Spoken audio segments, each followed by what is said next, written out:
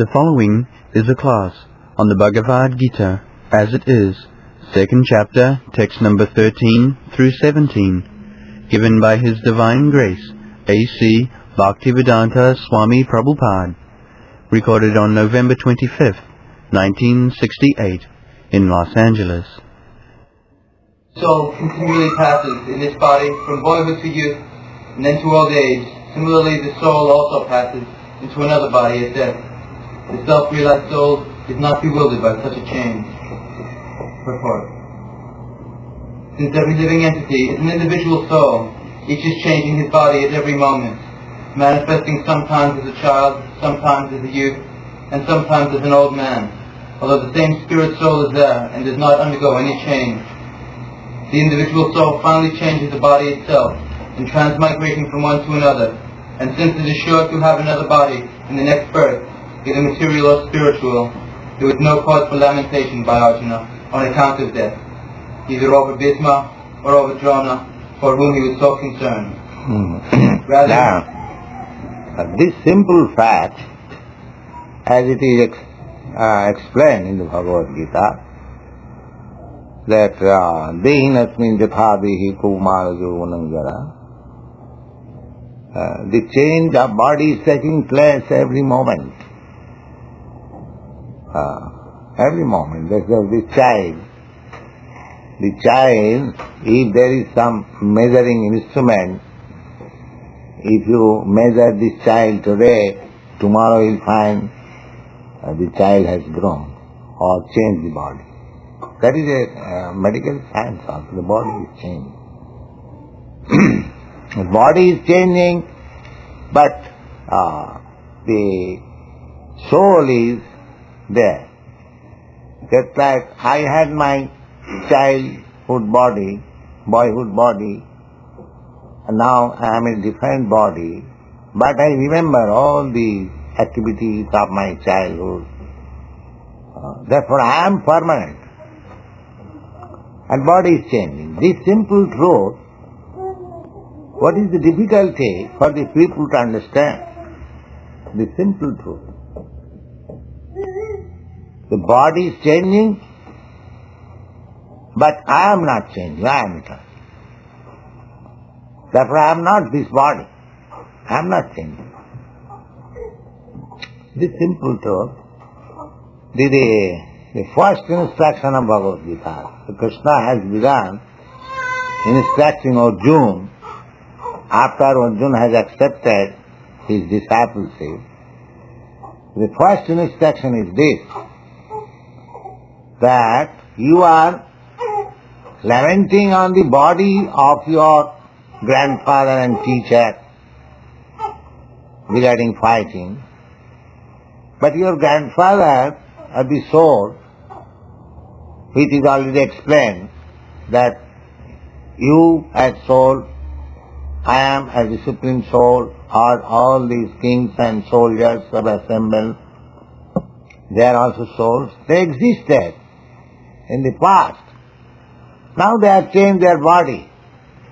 Again they will change their body, but they will exist. This is the instruction. The body is changing, and the vivid example that in this life you are changing body. So what is the difficulty of understanding the simple truth that the soul is different from the body? And so far, eternity of the soul, that is also there is proof, because in childhood I was present, in boyhood I was present, in youthhood I was present, and in this old age I am still present. So naturally it is concluded that when I change this body, I exist. When I change this body will be changed. Tatha dehantaram prapti. As the parents of this child, now she is say 1 feet long only. when this child will grow 5 feet long, the father and mother, will they cry, "Oh, my child, where is my child, that 1 feet long?" He knows. The parents know that my child is there. They change the body. This is a fact. Similarly, you are lamenting on the body of your grandfather and teacher. Even they change their body, what is the cause of lamentation? They will exist. This is the beginning of instruction of Bhagavad Gita, or spiritual instruction. Unless one understands this simple fact that the soul is different from this body, the soul is eternal, the body is temporary, changing, because without understanding this, there is no spiritual education. A false education. If one identifies with this body, there is no understanding of spiritual knowledge. So the yogis, they are trying to come to this point by meditation, whether I am this body or not. Meditation means that first meditation, concentration of the mind, the different kinds of sitting posture that helps me to concentrate my mind. And if I concentrate my mind, meditation, am I this body? Then, if I am not this body, where I am in this body? Then if he analyzes, he will find himself within this heart. Within this heart, the soul is also there, and the super soul is also there. Krishna is also there. So, the perfectional stage of yoga is to see the super soul and understand oneself that I am individual soul. So that perfectional stages we are immediately offering. That you try to see Krishna always, Krishna consciousness. The yogis are trying to reach a platform after so much exercise of the body.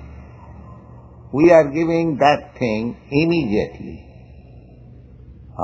But be Krishna conscious. You are eternal, part and parcel of Krishna, and Krishna is the super soul. Why should you take so much botheration to find him within? He is without also. He is all powerful. He can accept your offerings and you can take prasadam. This is practical yoga. So we are not beginning from the gross stage. The Bhagavad Gita, although it is ABCD of spiritual instruction, it begins from that stage, which stage the jnanis, the philosophers and the yogis are trying to reach.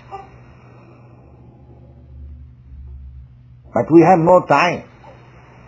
In this age, by yoga practice, to come to this stage that I am not this body. Ask any student who are practicing yoga, so-called meditation, they are inclined to this body. They are trying to exercise this body and they think this is the final. No. The simple truth, very simple truth, Krishna as the supreme authority presenting very simply, as in this body there are different changes. Similarly, the ultimate change is called death. But the spirit soul, as he is existing within this body in spite of all changes, similarly, the spirit soul will continue to exist even after the final change of this body. This is simple truth. Try to understand this. This is the basic principle of further progress. If one does not understand this point of view, there is no progress. This is ABC. That I am not this body.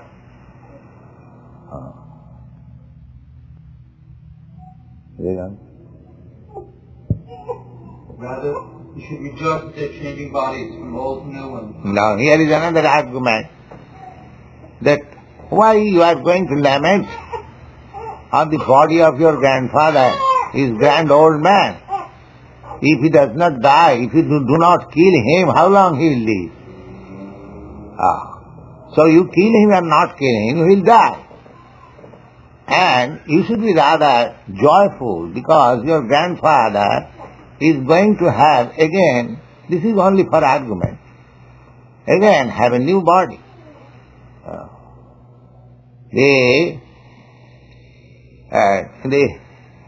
When Chaitanya Mahaprabhu met Chant Kaji, I think I have explained this story many times.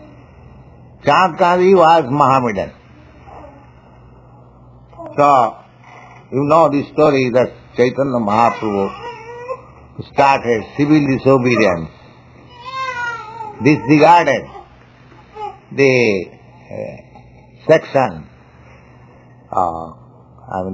imposed by the magistrate Sankari that you cannot hold the Sankirtan. And the people are disturbed just like you are being threatened by the police. So this is not new thing. This thing is going on from the very beginning, even Chaitanya Mahaprabhu's time. But Chaitanya Mahaprabhu disregarded the notice. Don't care for this notice. Gone. So, and when people, he was very popular, but we are not popular. Chaitanya Mahaprabhu was Krishna. He has attraction. He was although a boy of 20 years old. He had many followers. He ordered, Kaji has ordered to stop. Now I order that hundreds of thousands of people shall assemble this night and we shall go to the Kaji's house. This is civil disobedience. So people agreed. And there are hundreds of thousands of mridanga and hundreds of thousands of people, and they chanted and crossed the whole street, don't care for any police action. And the Kaji saw, it is a mass movement. He was afraid. You see? When any movement is taken by the people, then the government becomes afraid. Just like the marijuana movement. Now there is no more legal action. The government cannot do because all people are taking to marijuana. You see?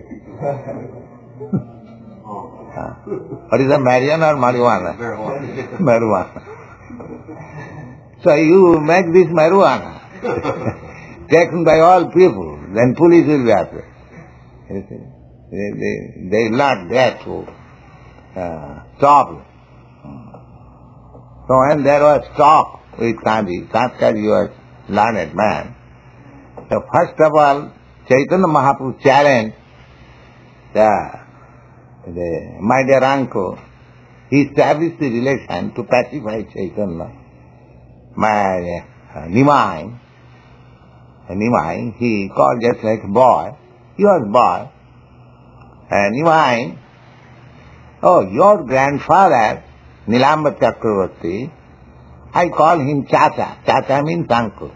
The Muslims, they call, in India, this British have created a feelings between Hindus and Muslims, but otherwise the Hindus and Muslims are living since 8 centuries.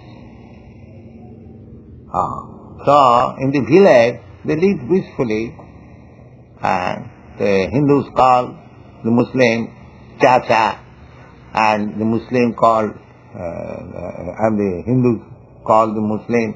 In this way, they make some friendly relationship. There was no ill feeling. Even they will invite, the Hindus will invite. In our side we have seen, in marriage ceremony or in some religious ceremony also, some Muslim friends are invited and they are received. Similarly, Muslims also invite some Hindus. They'll make separate. My father used to be guest of a Muslim gentleman. He was his customer. So he used to make separate arrangement, my father, a Brahmin attendant, and supplying all food stuff. So there is no, and he was coming to our house. So he accompanied with his servant Muslims who used to supply his food stuff. They were cooking in their own way. Of course, no meat was allowed. But they are all friendship. And while departing, he would give us some money. 4 rupees, 5 rupees in the hands of all our brothers and sisters, and offer respect to my mother as auntie. These feelings were there. This ill feeling was created by the Britishers. That when they saw the Gandhi is improving the Hindu-Muslim situation, they created what is called a split. Anyway, that is political. So this Chandkaji informed Chaitanya Mahaprabhu, Nimai, I call your grandfather, your mother's father, as my Chata, as my uncle. So in that way, your mother is my sister, according to our village relationship, and you are my nephew. So how is that a nephew is so much angry upon his uncle? Is it not good? So Chaitanya Mahaprabhu could understand that he has come down. He has now become uncle. So he said, yes, my dear uncle, I know that. It is not my duty to be angry with you. But how is that? I am your nephew, I have come to your home, and you went upstairs, you did not receive me. So anyway, what is done is done. Forget. So then they sat down and talked. The first challenge was Chaitanya Mahaprabhu's, that, my dear uncle, what is your this religion that you are eating father and mother? That was his first challenge. The Kaji said, what is that? What do you mean by that? No, you are eating a bull and cows. Cow is your mother. You are drinking milk, therefore she is your mother. And the bull is helping you, producing your food, maintaining. As the father maintains you, and mother gives you milk, and do you think it is good to kill them? Wow. So, Kaji, you are also learned. Oh, your Vedic scripture, also there is cow sacrifice. Chaitanya Mahaprabhu immediately said, no, that is not killing. That was giving a new body to show the strength of the Vedic mantra. A cow was sacrificed in the fire, and by mantra, by chanting of the mantra, the cow will come out with a new body, young body. That was not killing. So similarly, here also, Krishna is giving the same argument, that you are lamenting on your grandfather. He has got old body, but if he is killed in this battle, he will have a fresh new body. So you should be joyful. Why are you lamenting? So this argument was forwarded by Krishna that now, just like this child can hope many things. He has got immense duration of life now beginning. And what hope I have got? I am now this old body. Say 5 years or 10 years more. So, I cannot expect, hope anything more than this child. So Krishna is giving, there is no question of lamentation for your grandfather. Your grandfather is going to have a new lease of life. So why should you be sorry? So this argument is forward. But nobody will agree to this argument. Yes, gone. Such changes of body are meant for varieties of enjoyment or suffering by the living entity, according to one's own work in this life. So Bhishma and Drona, being noble souls, were surely going to have either spiritual bodies in the next life, or at least life in godly bodies. Yes. Now, so far your grandfather is concerned, Bhishma Dev, he is one of the greatest devotees. So as soon as he gives up this body, he is going to Vaikuntha. Same example, as I told you the other day, that Muniputra Majiva Muniputraka. Chiranjiva Rajaputra. The son of saintly person, you don't live. And the son of a king, you live forever. Why? Because the son of a saintly person, he is undergoing austerities, penances, disciplinary activities. So his life is, his future is so bright that he is going to Vaikuntha. And this, the son of king, he is simply indulging in sense gratification, so he is going to hell. So the person who is destined to go to kingdom of God, the sooner he dies is better for him. And this person, one who is going to hell, the later he dies, it is good for him, because as soon as he dies, the hell is prepared for him. Similarly, why should you lament for your grandfather and teacher? They are so highly elevated, spiritually elevated. Death will take place so long this body is there. Now they have come to fight as a matter of duty. So, there is no lamentation. This is the instruction Krishna is giving. Yes. In either case, there was no cause for lamentation. Any man who has perfect knowledge of the constitution of individual soul, the supersoul, and nature, both material and spiritual, is called a dhira, or a most sober man. Dhira. Dhira means he is not disturbed. A person who is not disturbed by paltry causes, he is called dhira. Another example of dhira is given by poet Kalidas. He was a great poet, mundane poet. So, he said that dhira is one who is not disturbed even in the presence of disturbance. When there is no disturbance, one may not be disturbed. But in the presence of disturbance, one who is not disturbed, he is called dhira. The cause of disturbance. Just like a person trained in restriction of sex life. So, when he is perfect, even there is cause of sex impetus, he will not be disturbed. That is the cause, dhira.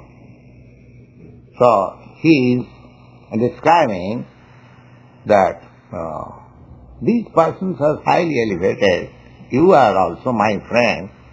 Why you are disturbed in this way? That does not look well.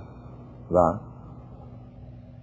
Such a man is never deluded by the change of body by the living entity. Yes, a man is crying, oh, my father is dead, or my friend is dead, my son crying. But once he is dhira, he knows, oh, what is this there? He has changed his body. So there is no question of lamentation. So how much spiritual education is required to come to this point? Yes. O son of Kunti, the non-permanent appearance of heat and cold, happiness and distress, and their disappearance in due course, are like the appearance and disappearance of winter and summer seasons. They arise from sense perception, or sign of bharata, and one must learn to tolerate them without being disturbed. Now the question is, yes, I understand that my grandfather is spirit soul and this body is material. Still, by nature I will be unhappy if my grandfather is killed and my teacher is still, I will be unhappy. So Krishna is instructing Arjuna that this kind of unhappiness, distress is this world. You cannot avoid. These are necessary distresses. The example is giving that severe cold in the winter season, in the month of January or some month, the winter is very severe, intolerable. Sometimes somewhere it is below 30 degrees, 0. But what is to be done? The people in such part of the world who live, just like in Canada, it goes sometimes 30 degrees below 0. Does it mean that they will close their offices and work and everything? No. Everything is going on as usual. One has to tolerate, that's all.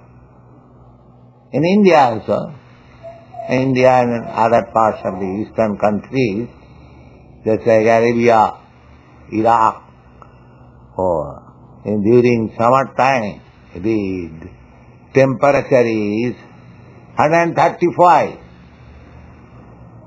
We cannot imagine. 135. In India we have experienced temperature, I have experienced up to 118 degrees. Not always, unusually. But 110 degrees is usual during summer time. 110 degrees. Usual temperature. So does it mean the scorching heat, you cannot get out on the street, but still one has to go to office, one has to go to work. There are some cases of heat stroke. Still nobody can stop his duty. Similarly, even if you think that by discharging your duty as a warrior, as a Kshatri, your grandfather will be killed, or of course there is no cause of lamentation, he will get another new body. But even if you think, if your bodily concept is so strong, if you are sorry, so you have to, tolerate. That one has to tolerate extreme heat and extreme cold. There is no cause of crying, oh, there is extreme heat, extreme heat. What do you do? That is nature's law. Extreme heat, everyone is cooking. Nobody says, oh, today is extreme heat, I cannot cook. No, everybody is cooking, although there is suffering. Similarly, there is extreme cold, but everyone is taking bath in the Ganges. Nobody says, oh, I will not take bath. The duty has to be done. There may be some suffering, temporary, even though Krishna never says, no, my dear Arjuna, you are my friend. All right, you are feeling so much sorry. All right, I shall do it for you. You sit down, silent. No, Krishna never says that. You have to do it. Although he says that this battle is arranged by me, They are already killed. Nobody is going back. Still, you have to do it. So our duty, persons who are Krishna consciousness, engaged in Krishna consciousness, they should always know that everything is to be done by Krishna. We cannot do anything without Krishna's sanction. But still we have to do our own duty. Not that, Krishna will do everything, therefore we shall not try for a storefront or we shall not go to see this man, Krishna. No, that is revenge. You have to do your own duty. But result depend on Krishna. This is Krishna. You don't be sorry if there is failure. You don't be unhappy if there is success. You don't be too much, jubilant if there is success. Everything is done by Krishna. This is the attitude of Krishna consciousness. They have to do their own duty. Never mind whether it is suffering or happiness. Doesn't matter. O best among men, the person who is not disturbed by happiness and distress, and is steady in both, is certainly eligible for liberation. Yes. This is the sign, the characteristics or symptoms of a person who is going to be liberated in this life. He has to do his duty. So far we are concerned, we have accepted Krishna consciousness duty, so we have to execute our duties faithfully and seriously. Then it is sure Krishna will give us the desired result. A nice example is given, just like a girl is married to a boy. Generally, girls desire a child. So, if she, after the marriage, if she immediately wants a child, that is not possible. But because she is married, and if she serves faithfully her husband is pleased and there is love, in due course of time there will be child. Why? There is hesitation. There will be child. Similarly, if we have taken to Krishna consciousness, if we discharge our duties faithfully, then in due course of time Krishna will give the desired result. Don't be hesitant. Don't be doubtful. It is sure. Krishna says that tattadehang punarjanma naiti mamiti kaunteya. Anyone who is in Krishna consciousness perfectly, for him, after leaving this body, he is coming to me. This is his assurance. So, we haven't got any doubt. Krishna is assured. So let us do our duty perfectly, as far as possible. We cannot execute anything perfectly in presence of Krishna, because he is infinite, we are finite. Our energy, our talent, everything is finite. But if we try our best, then bhavagrahi janardana. Krishna sees only how much sincerely I am executing the duties entrusted upon me. That's all. Otherwise, it is not in our power to serve Krishna perfectly. That is not, because we are very teeny.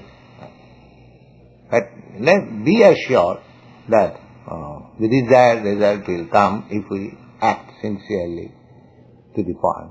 Yes.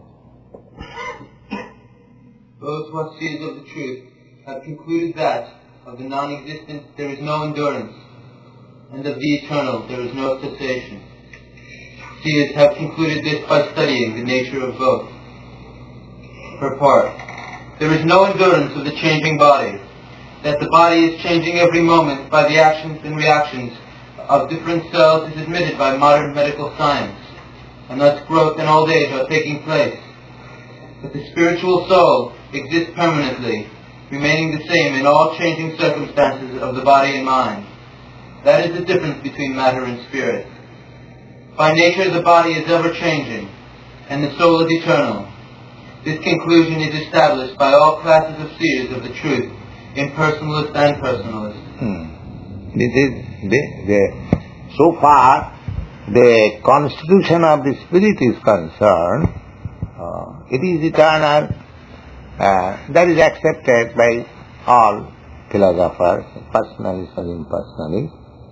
The only difference is that impersonalists say that after liberation, after getting freed from this bodily contamination, the spirit soul mixes with its supreme soul, all-pervading, without any individual existence. Just like the same example, there is a small sky within the pitcher. When the pitcher is broken, the small sky within the pitcher mixes with the big sky. The Vaishnava philosopher says that the small sky is individual.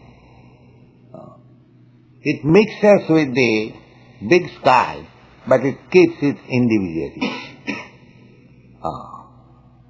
The example is given in this connection, just like a green bird entering a green tree.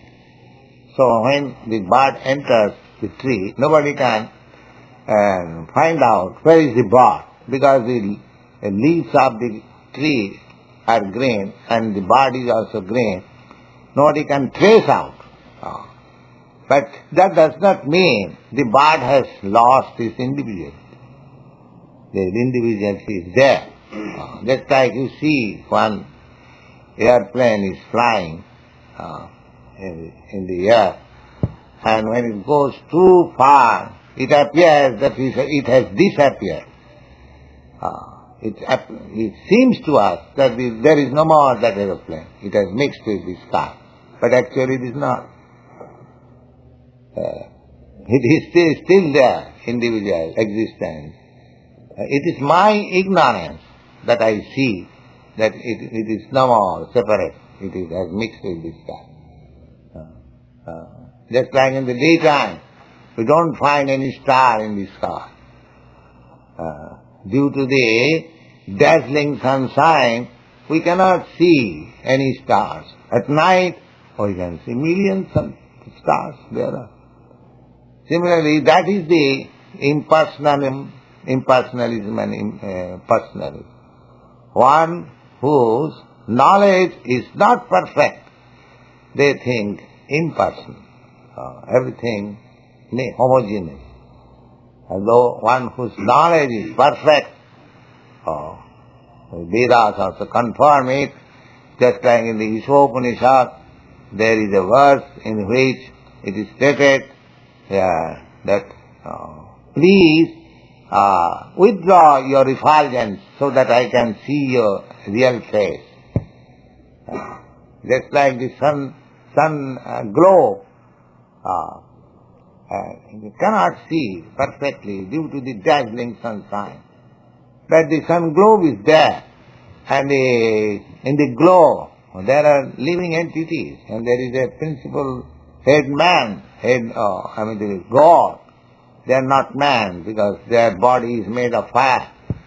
So, similarly, the first impersonal impression, Brahma, then further advanced, super soul, and then further advanced, the Supreme Personality of God, Krishna. Brahmeti, Paramatmeti, Bhagavaniti, Sabrat. First realization, Brahma, impersonal. The second realization is Paramatma, super soul. And the last realization is the personal form of God, Krishna.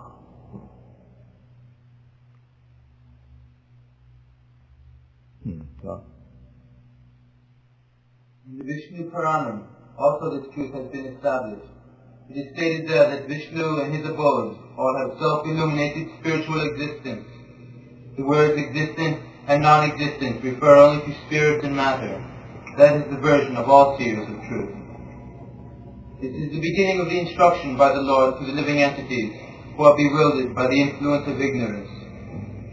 Removal of this ignorance means re-establishment of the eternal relationship between the worshipper and the worship abode, and the consequent understanding of the difference between part and parcel living entities and the Supreme Personality of Godhead.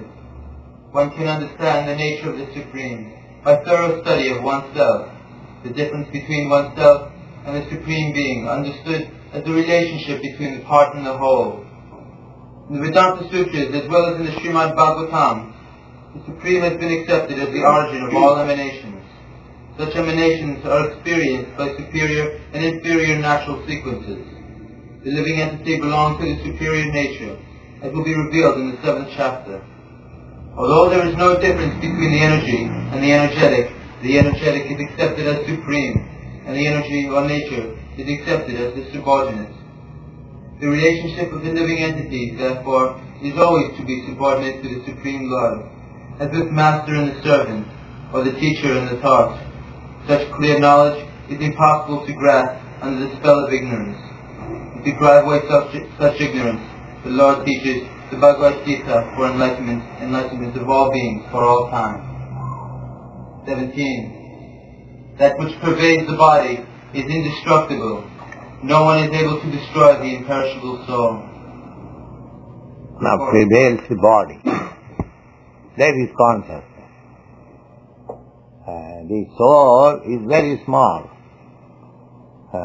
But just like you take 1 grain of what is called poison, snake poison, arsenic poison called, what is called? Huh? Yes, venom poison. Huh? Yes. You take only 1 grain and mix with water and just inject within your body. So immediately the action is there that your heart fails and you die. A small half grain of potash cyanide you take, just touch on the tongue. According to the chemists, there is no taste of potash cyanide. Because what is this, whether it is sour or sweet, because there was no chance of tasting it. As soon as the taste is, the man is finished. He cannot say what is this, sour or sweet. So, each material thing, a small particle, has got so much power that immediately can stop the function of the body. Immediately spreads all over the body. So, the soul, the spiritual spark, grain, a small grain, just like atom, is so powerful that so long is that spiritual grain, the spirit is in the heart, this body is so nice. As soon as it is passed, immediately body begins to decompose. Immediately. So it is so powerful, if a material thing can spread all over the body, why not the spirit? This is concept. Because the spirit soul is within the heart, I can pinch any part of my body, I feel. This is concept. This is concept. So, because just like the effect of a poisonous grain, a material thing, is immediately felt all over the body. Similarly, by the consciousness which is spreading all over the body, you can understand that there is soul.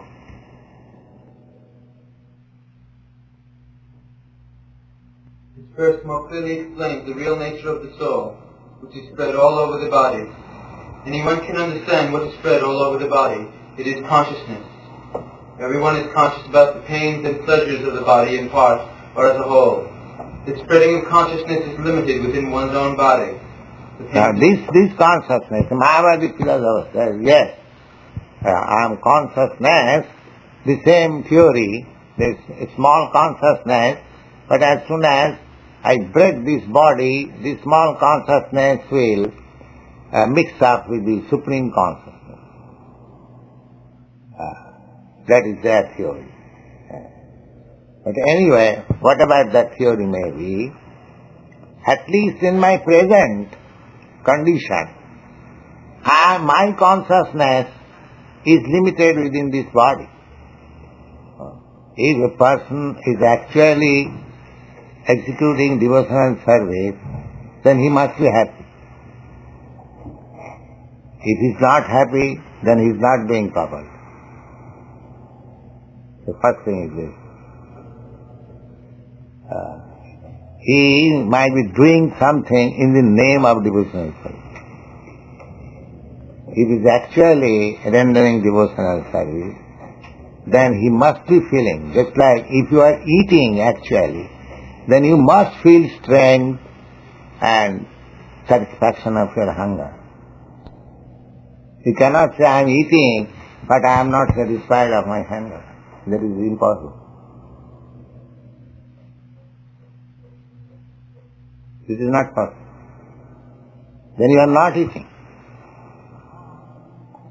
Or you are eating, but it is being devoured by the worms within your intestine. Sometimes it happens.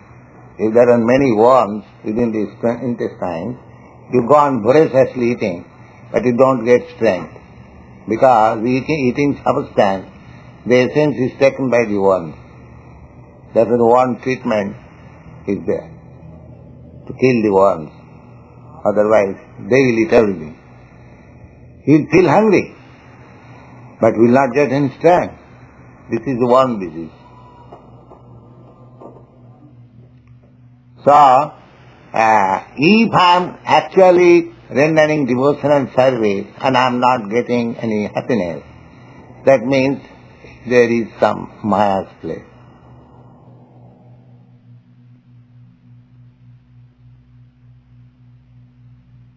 Otherwise, there is no such reason. He must feel happy.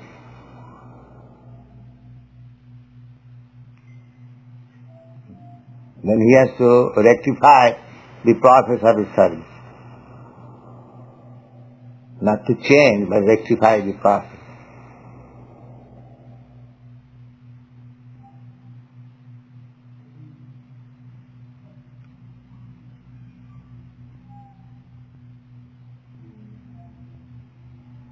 What is that? It cannot be. If you are actually executing devotional service, you must feel happy. If you don't feel happy, then you are not executing. There is some flaw. Yes. How can we women raise their children in Krishna consciousness? This seems to be an indirect service for Krishna. Should they try to serve him more directly by, maybe cooking in the temple or painting or something like this more directly, or is raising children and just having a household function, is that enough service? Is there enough service? Yeah, the thing is, we should be Krishna conscious.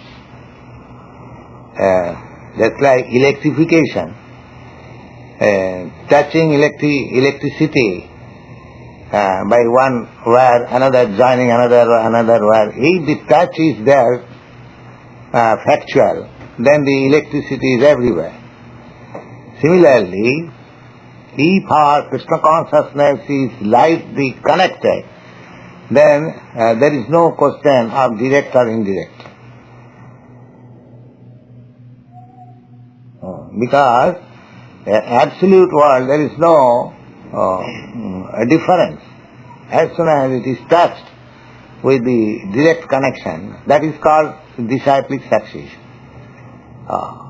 Because the connection is coming down one after another. So if we touch here, the spiritual master who is connected by the same way, then the electric connection is there.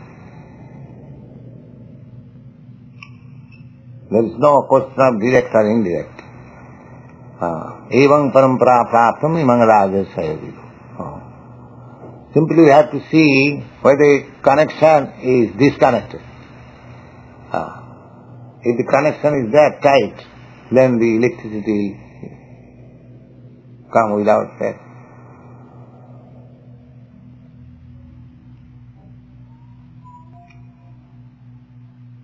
So in our conditioned state, there will be so many doubts, so many implications, but the same thing as I gave you example, that don't be very much hasty to receive the result immediately. Simply we have to follow. We have to follow tat tat karma pravartana. This is advised by Rupa Goswami. 6 things we have to take particular care, and 6 things we have to avoid in order to be perfect in Krishna consciousness. So, Utsahat, Dhojyat, Nishchayat. The first principle is one must be very enthusiastic. He must believe that Krishna has said that Nami Bhakta Pranasati. My devotee will never be vanquished. So, let me become Krishna's devotee, sincere. I must become Krishna's devotee, sincere. This is called enthusiasm. Then, Dhairya. I have become Krishna's devotee, but still I am not feeling happy. How is that? So therefore you have to become patient. The enthusiasm must be there, you must be patient also. And Nishchaya. Nishchaya means you must be confident. Krishna has said that his devotee will never be vanquished, so surely I shall not be vanquished, even though I don't feel now. Let me do my duty. Utsaha, Dhairya, Nishcha, tat tat karma pravartanat. But you have to do your duties as they are prescribed. Sato vritte, there should be no duplicity. Sato vritte means plain dealing, straight dealing. Sato vritte and sadhu sangha, and in the company of devotees. So one must be enthusiastic, one must be patient, one must be confident, one must execute the duties, one must associate with devotees, and one must be very honest in dealing. 6 things. If these 6 things are there, sure success. Similarly, there are 6 things which should be avoided. What are those? Utyahara prayasasya prajalpa niyamagraha lulam janasangasya sarabhi bhakti pranasati. Utyahara, too much eating or too much keeping bank balance or money, or collecting more than the necessities. Generally, too much eating is prohibited. We have to eat simply just to keep the body and soul nicely, to execute Krishna consciousness. Pratyahara prayas.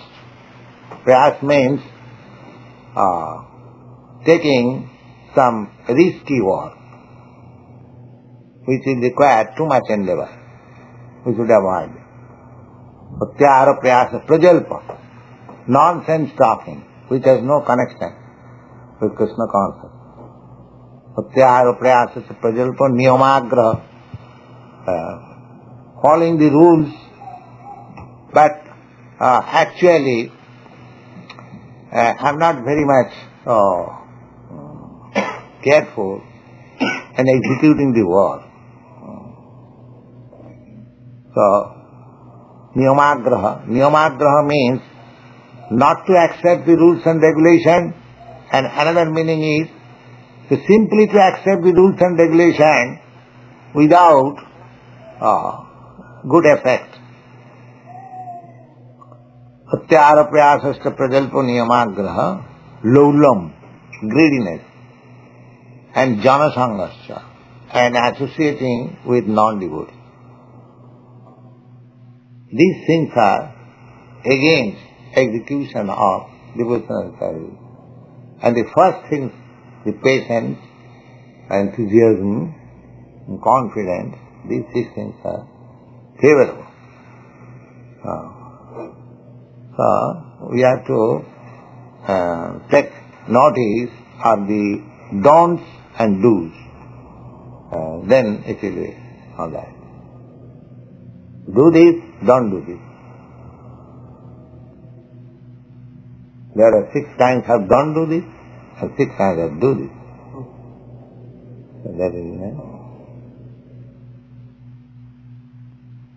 Yes. I have a question from Brahma Murthy. Why did people in the past ages sacrifice animals, and how did Krishna put a stop to this? That I have explained just a few minutes before. The animals were put into the sacrificial fire. By Vedic mantra, he was given new life. But at the present moment, such expert priests and Brahmins are not available. Therefore, it is stopped. Animal sacrifice is stopped. Because it is Kali Yuga, nobody is reading and cultivating Vedic mantras. So, in these days, this mantra is called Maha Mantra, Chant Hare Krishna, that's all. All Vedic mantras are now gone to hell. You see, nobody can properly chant Vedic mantras and take the benefit out of it. But this mantra, anyway you chant, neglectfully or properly, chant Hare Krishna and the result is there.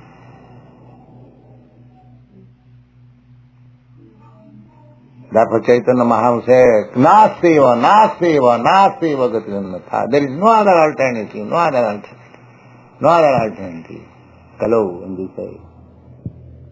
So, the Vedic mantra is now gone. This is also Vedic mantra, but this is Vedic Maha Mantra, the greatest of all mantras. Yes. So sacrifice everything and chant this mantra and go to Krishna, back to God. That's all.